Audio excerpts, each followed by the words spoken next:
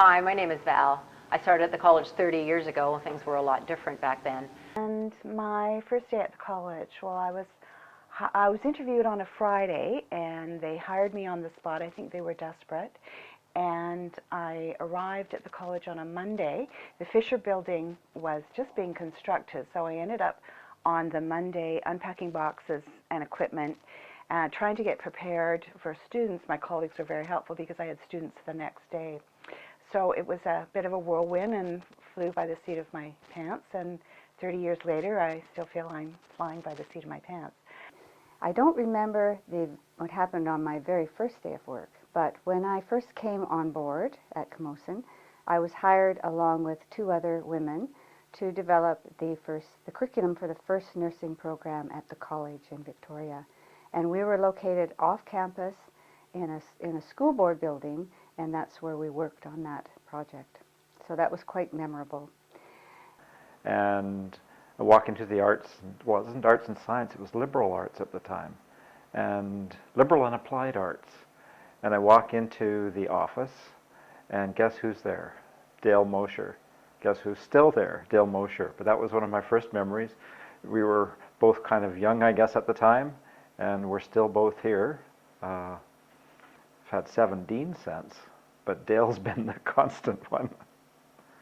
So that's my first memory here of walking into the office on a nice, hot summer, sunny day.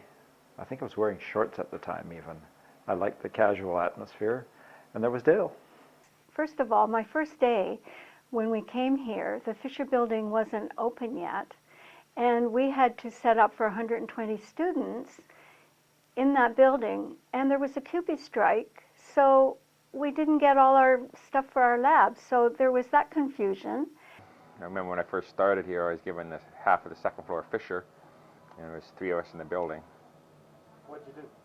We're janitors, cleaners. My name is Baldev Puni. I started back at the college a little over 25 years ago. My first day at the college, it was a temporary office that was very quickly set up for me. I was sharing an office at Lansdowne. I was meant to be working at Interurban, but the Interurban facility hadn't been set up yet. So I shared the office with some new math instructors at the time. Bill Calver, who used to teach mathematics, he was fairly new as well. We shared an office for 2 or 3 months, and I was traveling backwards and forwards between between Lansdowne and Interurban, just seeing how the new facility that was set up for the technologies at the time, as to how that was coming along. I first started in November of 1985, filling in for another long-term employee, Ed Nicholas, for the day. I started, that was part-time, a few other part-time assignments, and then I started full-time in June of '86. I was at my best friend's house, who's passed away now, and the call came from John Rose offering me the job, and it was a great day back in June of '86. Most memorable moment here at Camosun, we'll have many of them, obviously, having been here for so many years, but this is where I met my partner of the last 15 years, Jennifer Irwin, and that would be my most memorable moment, on top of all the wonderful things that we've done here at Camosun through the years, and I really enjoy contributing to student success. My name is Jennifer Irwin, and I've been at the college for 26 years. The college has changed quite a bit since my first day, which was in January. And I started in payroll, and at that point there was 5 people in the Human Resources Department. So there's a lot more people there now. Hi, my name is Susan Bagstad, and I was hired to work in the Student Services Office of the Director, Al Fraser, at the time. And I've been working in the library forever since then. I was actually hired as a student in the summer after I graduated, and when I was hired as a real employee, it was delayed because it was right after the CUPE 2081 strike. But I did start in September of 1980 in the print shop, when it had just moved into the Fisher building. Well, after 30 years, there's a lot of things to remember, but I do recall the great fire of the Dawson building. I was in college relations at the time, and our office was on the second floor, and we were burnt out. So we had to be relocated to the library for a while, then the Paul building for a while, with most of our stuff packed away in trucks.